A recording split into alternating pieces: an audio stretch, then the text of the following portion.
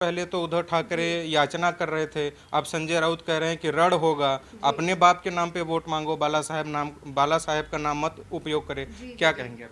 देखिए, बाला साहब महाराज पे मैं बाद में जाऊं या फिर मैं उनकी संजय राउत की बाद में बात करूं, अगर मैं इसी को इतिहास से जोड़ूं, आप उस वक्त की बात याद कीजिए कि जब इतिहास गवाह है, महाभारत में आज भी किसी को याद है कि गुरु द्रोण का पुत्र कौन था। अगर से यहाँ पे सिर्फ बाप बेटे के रिश्ते की बात हो रही है तो गुरु द्रोण का पुत्र कौन था, बेटा कौन था, शायद ही नहीं पता होगा, जो कि आज भी जीवित कहीं किसी जंगल में भटक रहा होगा, फिर भी शायद ही किसी को पता हो। लेकिन गुरु द्रोण का शिष्य कौन था वो सबको पता है, एक एक को पता है कि गुरु द्रोण ने किसको क्या कला सिखाई और महाभारत के रण में किस कला कब किसके काम आई है। उन्हीं के पुत्र थे अश्वत्थामा, और उनकी जो शिष्टाचार कितना उनके अंदर था हमें पता है। कौरवों के साथ थे वो, धर्म और अधर्म का एक युद्ध था, और एक गुरु द्रोण का एक पुत्र होने के बावजूद भी वो अधर्म के साथ थे, कौरवों के साथ थे, और उनकी जो कला थी, उनकी निपुणता भी हमें पता है। तो ठीक उसी तरह आज मैं फिर उस महाभारत के युद्ध को महाराष्ट्र के इस रण से जोड़ूंगी। महाराष्ट्र में भी यही चीज चल रहा है, और जिस बाप की बात करना कह रहे हैं वो बाप, वो सिर्फ और सिर्फ एक उद्धव ठाकरे जी के बाप नहीं थे, वो बाप कई गरीबों के बाप थे, वो बाप कई मजलूमों के बाप थे, वो हर उसका बाप था जो अपने आप को बाप दिखाता था बनकर महाराष्ट्र में।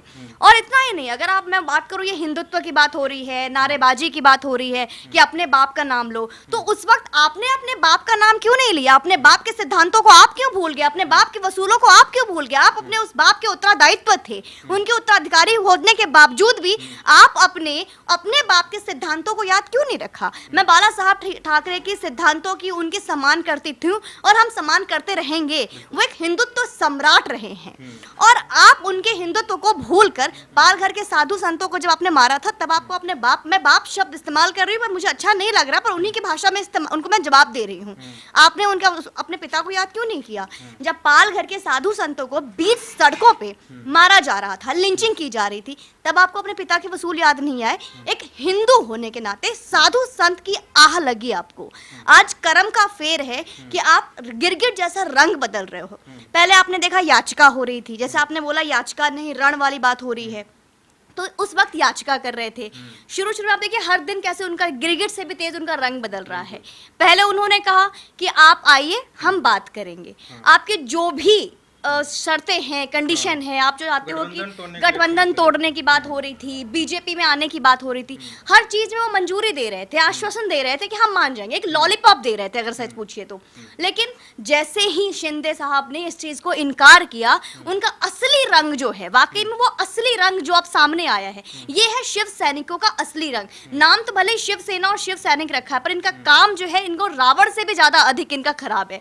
अब इनका असली रंग आया है, गुंडागर्दी, धमकी, गाली गलौज, मारने तक की बातें कि सामने आओ देख लेंगे, वो सारी चीजें अब आ रही है। तो ये इनका असली चेहरा है जो उद्धव जी का सामने आ चुका है, और इनके साथ जो इनको लेकर चलते हैं ना, वो काफी है। उद्धव जी को डुबाने में एकनाथ शिंदे या उनके वो विधायक नहीं जिम्मेदार है जो बागी हो गए हैं या जो इनको छोड़ कर गए हैं। सच मायने में आज जो उद्धव जी के साथ है वो शुरू से ही काफी थे उद्धव ठाकरे जी को कफन पहनाने के लिए, उनके राजनीति दल को कफन पहनाने के लिए। संजय राउत या शरद पवार या इससे पहले भी जो एक दो लोग थे जो अब नहीं रहे, वो काफी थे इनके लिए। जी ठीक है मैम, दूसरा प्रश्न ये पूछेंगे कि बात यहाँ से शुरू हुई कि जब पहले कहा गया कि आइए, महाविकास अघाड़ी तोड़ने के लिए भी तैयार थे, लेकिन जैसे ही शरद पवार के घर पे मीटिंग हुई, संजय राउत का बयान आ गया कि तलवार से तलवार लड़ेगा, बंदूक से बंदूक लड़ेगी, गोली चलेगी, कब तक गुजारोगे गुवाहाटी में, कभी तो आओगे चौपाटी में, इस तरीके की बात कहने जाने लगी। शरद पवार की इसमें आप क्या भूमिका देखती हैं? देखिए, शरद पवार जी और संजय राउत जी का जिनका आप नाम ले रहे हो, तो फिर से मैं इसको महाभारत से कनेक्ट करूंगी। उस वक्त भी महाभारत में भी एक संजय थे जिन्होंने राजा को सारी चीजें बताई, पर उस संजय में और आज के संजय में एक फर्क है कि वो संजय चापलूस या चाटुकार नहीं था जो अपने राजा को गलत चीजें बता रहा था, पर आज जो महाराष्ट्र का संजय है इसका जस्ट अपोजिट है। जो भी चीजें हो रहा है या तो उसे मिट्टी डालता है या गलत बताता है, जो चीज सही होने की दिशा में जाती है उसको वो दुर्गति तक पहुंचा देता है। तो ये संजय राउत जी जो फुदक के मेढक की तरह उछलते हैं, और जो पवार जी हैं, अभी इससे पहले आप देख लीजिए कि राजनीति में जो भी हो रहा था वो परिवारवाद परिवारवादी था। और परिवारवादी, मैं पहले कई बार बोल चुकी हूँ कि जितने भी परिवारवादी पार्टी हैं, धीरे धीरे से हिंदुस्तान से उसका सफाया हो रहा है। चाहे वो समाजवादी हो, अखिलेश बाबू हो, चाहे वो आपकी राजमाता की पार्टी राहुल गांधी जी हो, चाहे वो इनका उद्धव ठाकरे जी का जो पुत्र मोह था, ठाकरे साहब जो इनके छोटे नवाबजादे हैं, उनके मोह में ये सारी चीजों को खराब कर रहे हैं। शरद पवार जी के इशारे पे पहले इनका पूरा पार्टी चलता था, आज इनका शरद पवार जी के इशारे पे इनका शिवसेना चलने लग गया। तो पार्टी तो गई, विधायक तो गई, अब इनके वजह से अब वो दिन बहुत जल्द आने वाला है कि इनके हाथ से शिव पूरा का पूरा शिवसेना जाने वाला है। तो मैं पहले भी बोल चुकी हूँ और आज भी बोलूंगी कि अब जनरेशन बदलने वाला है। महाराष्ट्र के राजनीतिक इतिहास, जो पूरा इतिहास है, वो बदलने वाला है। वर्षों से ठाकरे परिवार चल रहा था, लेकिन ठाकरे साहब का जो एक पूरा एक नाम था वो संभाल नहीं पाए। तो पूरा एक ठाकरे का एक नामो निशान मिटने वाला है। सिवाय ठाकरे साहब को हमेशा सदैव हम याद रखेंगे, लेकिन बाला साहब ठाकरे को। लेकिन उसके अलावा जो राजनीतिक दल है वो खत्म होगा। पवारों का खत्म होने वाला है, चौहानों का खत्म आने वाला है। अब जो शुरू होगा वो सिर्फ और सिर्फ हिंदुत्व का शुरू होगा। मैं बार बार कह चुकी हूँ और आज भी कहूंगी, बार बार ये सब कहते हैं कि अगवा हो गए हैं, शिवसेना नेता को अगवा किया गया। ये अगवा नहीं, भगवा हुए हैं। और पहली बार ऐसा देखा गया है कि सत्ता का लालच छोड़ के, कुर्सी का लालच छोड़कर, डर भय सबसे हटकर एक हिंदुत्व के लिए, एक हिंदुत्व विचारधारा के लिए किसी नेतागण ने एक बदलाव की है। तो डेफिनेटली कुछ नया देखने को मिलेगा। और पवार साहब हो चाहे वो संजय राउत हो, जितनी मीटिंग इनको करना है कर लीजिए। और ये दो ही लोग काफी क्यों है? कहाँ गई वो राजमाता की बेटियां, कहाँ गए उनके बेटे? और जो ट्वीट करते थे, हर चीज में जवाब देते थे, लोकतंत्र की हत्या हो रही है, लोकतंत्र की हत्या हो रही है, किलिंग ऑफ डेमोक्रेसी। अगर सबसे पहले अगर हर जगह से उठता था वो वहाँ महाराष्ट्र से उठता था। महाराष्ट्र में इतना सा भी कुछ होता था, अगर कोई रोड पे बैठ के हनुमान चालीसा पढ़ ले, लोकतंत्र की हत्या हो गई।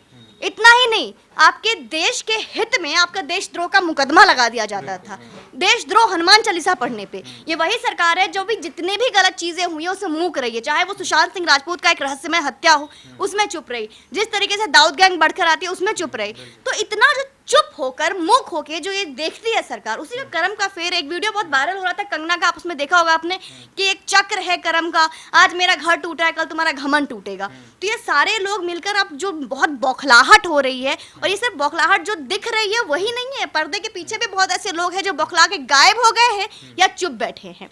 जी, संजय राउत बार बार ये नैरेटिव सेट कर रहे हैं कि शिव सैनिक, जो असली शिव सैनिक हैं, वो हमारे पास हैं। आज आदित्य ठाकरे भी कह रहे हैं कि जो रण छोड़ गए उनकी बात मत करिए, जो आज जो शिव सैनिक है वो सड़कों पे उतरे हैं और उन्हीं शिव सैनिकों से डरे हुए लोग हैं, इसीलिए वो अब वापस मुंबई नहीं आ रहे हैं। आपको क्या लगता है कि एकनाथ शिंदे के जो गुट के जो विधायक है वो शिव सैनिकों से डर गए हैं, अपने ही लोगों से डर गए हैं, जिसके कारण वो महाराष्ट्र में नहीं आ पा रहे हैं? देखिए सत्यम, ये जो अपने लोगों से डरने की बात हो रही है ना, अगर महाराष्ट्र के गली गली में देखेंगे तो एक बैनर लिखा हुआ है कि भाऊ आप चलो, हम आपके साथ है। और ये जो भाऊ हम साथ है बोला जा रहा है वो एकनाथ शिंदे जी के लिए बोला जा रहा है, ना कि आप उद्धव ठाकरे जी के लिए, आदित्य ठाकरे के लिए। ऐसा कि नहीं है।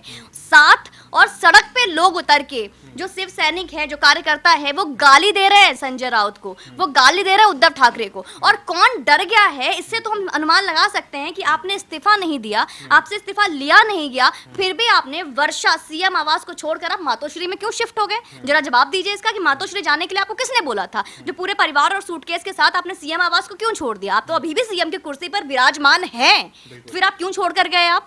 और जहां डर भय की बात होती तो वो गायब हो जाते, और गायब होकर आपकी कुर्सी रातों रात हिल जाते, और इतना हल्ला हंगामा नहीं होता, और आपको मौका नहीं दिया जाता अपनी गलतियां सुधारने के लिए। वो चुपचाप, पूरा इतना विधायक उनकी तरफ आ चुके हैं कि वो पूरी तरीके से बहुमत से सरकार बना सकते थे, फिर भी उन्होंने ऐसा नहीं किया। वो आपको मौका दे रहे हैं गलती सुधारने के लिए कि अपने अघाड़ी सरकार से गठबंधन को तोड़ो, बीजेपी में शामिल हो जाओ। तो उनकी गलती देखो आप किस तरह से पर्दा डाल रहे हैं। मुसलमानों को भी हाथ में कलावा बांध देते हैं, सबके हाथ में एक झंडा दे दिया है। अगर आप याचना कर रहे हैं, या फिर मान लीजिए कि आप एकनाथ शिंदे के खिलाफ हैं, या वो उन नेताओं के खिलाफ है, उन विधायकों के खिलाफ है जो आपसे बगावत कर रहे हैं, तो उनके घर पे जाइए, पत्थर मारिए, मुर्दाबाद के नारेबाजी कीजिए। आप तो कर रहे हैं जय शिवसेना के और भैरव बाबा की, और पता नहीं क्या क्या नारेबाजी लगा रहे हो आप। यहाँ पे क्या कोई रण हो रहा है?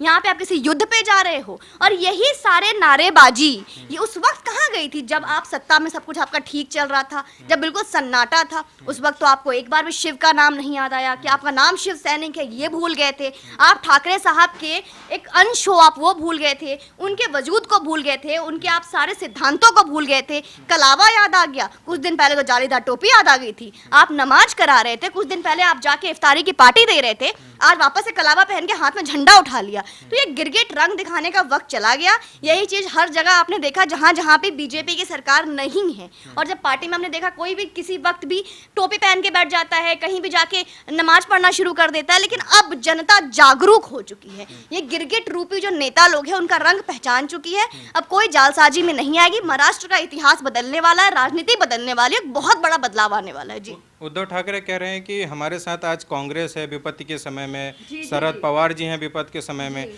और जिन्हें हमने आगे बढ़ाया, जिन्हें हमने मंत्री पद दिया, जिनके बेटे को हमने सांसद बनाया, आज वही विपत्ति के समय हमारे साथ नहीं। जी जी जी, कांग्रेस साथ में है तो हमें तो नहीं दिख रहा है राहुल गांधी जी।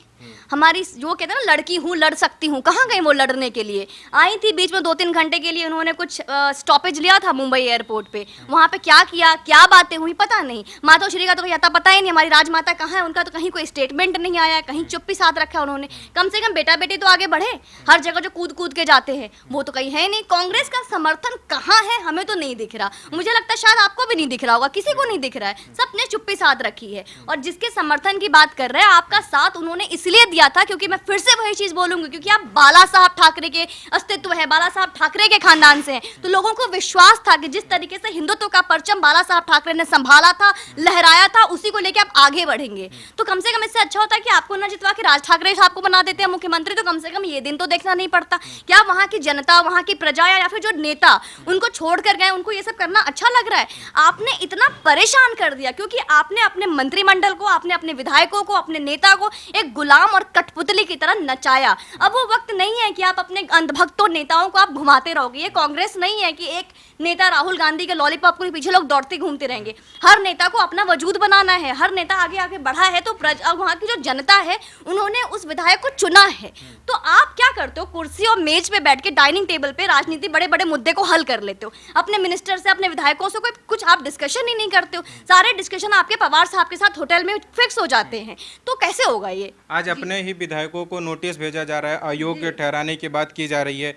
लोग कह रहे हैं कि सरकार तो अगर चली जाएगी लेकिन संगठन बचाने के अब होड़ मच गई है, इसीलिए अपने ही विधायकों को अयोग्य ठहराने के लिए नोटिस दी जा रही है। लेकिन विधायकों का कहना है कि अब हम सुप्रीम कोर्ट में जाएंगे। आपको क्या लगता है कि सुप्रीम कोर्ट में जाने से सरकार बदलेगी? नहीं, देखिए, सुप्रीम कोर्ट में जाने से या फिर अभी तक ये लोकतंत्र है, यहाँ पे अगर सरकारें चुनना बदलना सुप्रीम कोर्ट नहीं करती। मैं सुप्रीम कोर्ट का सम्मान करती हूँ, लेकिन सुप्रीम कोर्ट हमारी सरकार नहीं चुनती है। ये to the people, by the people और फॉर द पीपल शुरू से चला है। और सरकार सुप्रीम कोर्ट की बात होती है, सुप्रीम कोर्ट संविधान में भी यही लिखा हुआ है कि अपनी राजा को चुनने का हक सिर्फ और सिर्फ प्रजा को है। तो प्रजा ने चुन लिया है, लोकतंत्र का है ये, और लोकतंत्र के हिसाब से ही चलेगा।